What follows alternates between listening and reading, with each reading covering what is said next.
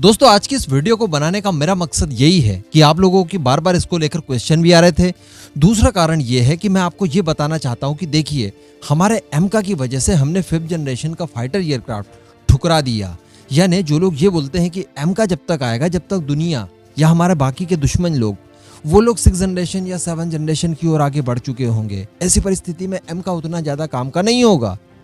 लेकिन मैं आपको बताने वाला हूँ कि ये सारी चीजें ध्यान में रखकर ही हमने 5th जनरेशन के स्टेल्थ फाइटर एयरक्राफ्ट को ठुकरा दिया, जो अगर हम लोग चाहते तो खरीद सकते थे, जितनी चाहो उतनी संख्या में उसकी टेक्नोलॉजी भी हमारे पास होती और सबसे बड़ी बात अभी वो ऑपरेशनल होता हमारी एयरफोर्स में। जी हाँ, लेकिन हमने एमका के लिए उसे छोड़ दिया। हालांकि एमका के साथ साथ कुछ और भी कारण थे जिस वजह से हमने ये 5th जनरेशन का एयरक्राफ्ट छोड़ा। अभी क्यों हुआ, कौन सा एयरक्राफ्ट था, किसके साथ डील हुई थी, ये सारी चीजें मैं आपको एकदम डिटेल में बताने वाला हूँ। आप बस नीचे कमेंट में जय हिंद लिखकर चैनल को सब्सक्राइब जरूर कर लीजिएगा। दोस्तों आपको मैं बता दूं कि भारत ने रशिया के साथ एक प्रोग्राम शुरू किया जिसका नाम था FJFA 5th generation fighter aircraft. ऐसी परिस्थिति में भारत और रशिया ने मिलकर ज्वाइंटली एक एयरक्राफ्ट डेवलप करने के लिए निर्णय लिया जिसमें दोनों के समान अधिकार थे, दोनों के ही समान खर्च होने थे। अभी इसके लिए भारत और रशिया के बीच में गवर्नमेंट टू गवर्नमेंट डील की गई और सारी चीजें एकदम सही तरीके से चल रही थी। इस डील की कुल लागत बताई जा रही थी 6 बिलियन डॉलर्स, यानी 6 बिलियन डॉलर्स रशिया खर्च करेगा, 6 बिलियन डॉलर्स भारत खर्च करेगा। उसके बाद ये प्रोग्राम शुरू हो जाएगा बराबर। इसके तहत इसकी टोटल टेक्नोलॉजी ट्रांसफर भारत को की जानी थी। अब दोस्तों साल 2007 में इस प्रोजेक्ट को फाइनली स्टार्ट कर दिया गया। फाइनली 2010 के आते आते इसका पूरा इंटरनल डिजाइन तैयार हो गया था। अब दोस्तों ये जो FJFA प्रोग्राम शुरू किया गया इसमें 3 पार्टी शामिल थी, भारत की HAL और साथ ही रशिया की सुखोई और रोसन बेरोस एक्सपोर्ट। ये तीनों ने मिलकर इसे डेवलप करना शुरू कर दिया। उसके बाद दोस्तों काफी हद तक ये आकार ले चुका था, काफी हद तक इस पर काम हो चुका था। उसके बाद सडनली भारत ने टेक्नोलॉजी ट्रांसफर के लिए बात कही।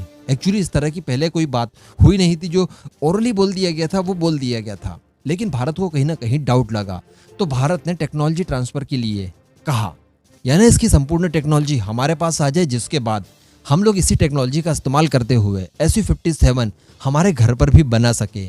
इसी के साथ साथ भारत ने दोस्तों रशिया के सामने एक और डिमांड रखी और भारत ने ये कहा कि हमें इस फाइटर एयरक्राफ्ट के सोर्स कोड भी चाहिए। जी हाँ, सोर्स कोड आप समझते ही होंगे कि ये किसी भी फाइटर एयरक्राफ्ट के लिए उसकी आत्मा होती है। अगर आपको कोई मॉडिफिकेशन करना है, किसी भी तरह से इसे बदलाव करने हैं, इसका अपग्रेडेशन करना है, इन्हांसमेंट इसका करना है, या फिर आपको कोई अन्य हथियार इसमें इस्तेमाल करना है, वो सारे कुछ निर्भर करते हैं इसी सोर्स कोड के जरिए। इसी सोर्स कोड के जरिए बाकी के सारे सिस्टम जो इसमें इस्तेमाल किए जाते हैं उन सारों को रन करवाया जाता है। ऐसी परिस्थिति में सोर्स कोड की ज़रूरत हमें हर हाल में थी, क्योंकि इसके बिना हम लोग लाचार हो जाते। हम लोग ये फाइटर एयरक्राफ्ट बना तो लेते, लेकिन इसमें किसी भी तरह का मॉडिफिकेशन बाद में करना होता, कोई इन्हांसमेंट करना होता या हमारे स्वदेशी हथियार इंटीग्रेट करने होते तो उसके लिए हमें रशिया की मदद चाहिए होती। और अगर रशिया मना कर देता तो हम लोग मजबूर हो जाते कि इसके अंदर हम लोग रशियन वेपन्स को ही इस्तेमाल करें या फिर अदर जो भी पार्ट्स वगैरह हैं वो भी रशियन ही इस्तेमाल करें।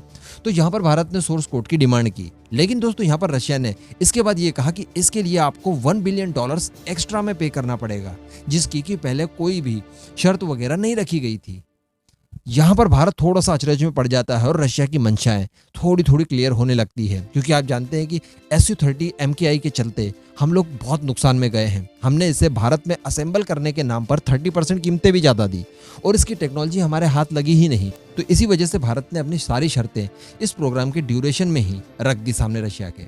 इसके बाद दोस्तों होता ये है कि इसका प्रोटोटाइप बनकर तैयार हो जाता है और इसके प्रोटोटाइप को अब अवलोकन करने की ज़रूरत थी। हमारी एयरफोर्स जब इस प्रोटोटाइप को चेक करती है तो इसमें कई सारी खामियां पाई जाती है। सबसे बड़ी बात थी कि ये स्टेल्थ उतना नहीं है जितना कि एक 5th जनरेशन की एयरक्राफ्ट को होना चाहिए, और अगर ये स्टेल्थ उतना नहीं होगा तो फिर लेने का मतलब क्या हो गया, समझ रहे हैं आप। ये बातें आपने पहले भी सुनी होंगी कि जिस तरह से अमेरिका का F-22 है या फिर F-35 है, इस तरह की स्टेल्थनेस चाइना के J-20 और रशिया के Su-57 में नहीं है। इसके अतिरिक्त भी भारत को कई सारी अलग चीजें चाहिए थी, वही सारी टेक्नोलॉजीज चाहिए थी जो अभी हमने एमका के लिए तैयार की। इस तरह से भारत ने अपनी रिक्वायरमेंट रख दी कुल 43 सुधारों के लिए, यानी 43 जगहों पर भारत ने बता दिया कि यहाँ पर आपको ये लगाना है, यहाँ पर ये लगाना है, इस तरह से इसे बदलाव करना है। और जो सबसे बड़ी इसमें प्रॉब्लम आ रही थी वो इंजन की थी, यानी इसका इंजन इतना कैपेबल नहीं है जो इसमें इस्तेमाल किए गए हैं कि ये 5th जनरेशन के एयरक्राफ्ट के हिसाब से इस्तेमाल किए जा सके। ये एडजस्टमेंट ही है कुल मिलाकर। तो भारत ने यहाँ पर भी शर्त रखी।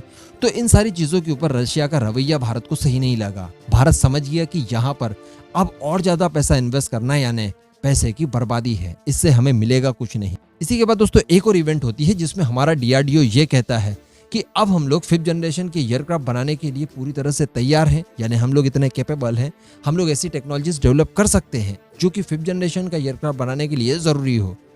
उसके बाद फिर क्या था, भारत ने सडनली इस डील को यहीं कैंसिल कर दिया। जो पैसे का लेन देन जितना लेना देना था वो सारा कुछ कर दिया। उसके बाद एमका के ऊपर फोकस किया गया और फाइनली आज एमका काफी हद तक बन चुका है। इसका सीडीआर कंप्लीट हो चुका है और 2024-25 में ये अपनी फर्स्ट फ्लाइट ले लेगा। इसके प्रोटोटाइप के ऊपर काम भी शुरू हो ही चुका है। तो कहने का मतलब ये कि भारत और भारतीय एयरफोर्स एमका को लेकर पूरी तरह से आश्वस्त थी। इंडियन एयरफोर्स जो कि इसकी यूजर है, जिसको कि एक साथ दोनों देशों के साथ लड़ना है, वो अगर एमका पर बिलीव कर रही है, इसका मतलब एमका में किसी भी तरह की कोई खामी नहीं है। और वैसे भी हमारा एमका जब तक बनकर तैयार होगा और जनरेशन जब तक चेंज होने की बात आती है तो हमारा एमका भी 5th जनरेशन का नहीं होगा, 5.5 जनरेशन का होगा, समझ रहे हैं। तो ये 6th के आसपास ही होगा। उसके बाद थोड़ा सा और प्रयास करके जब दुनिया 6th जनरेशन तक पहुंचेगी तब तक हम भी हमारा बना लेंगे, कोई बड़ी बात नहीं रह जाएगी। तो ये थी पूरी पिक्चर, जिसके बाद भारत SU-57 के FGFA प्रोग्राम से बाहर हो गया। और आज हमारे पास फाइटर एयरक्राफ्ट की कमी जरूर है, लेकिन हमने इससे नहीं खरीदा। बाद में भी रशिया ने बहुत बार भारत को ऑफर किया, लेकिन भारत ने इसमें इंटरेस्ट नहीं दिखाया और फाइनली रफाल खरीद लिया। और रफाल खरीदने के बाद रशिया ने भी ज्यादा प्रेशर देना छोड़ दिया, क्योंकि उसे पता था कि अब ये कोई सा और एयरक्राफ्ट नहीं खरीद सकते। अब इस पूरे मुद्दे पर आपका जो भी मानना हो नीचे कमेंट करके जरूर बताइएगा।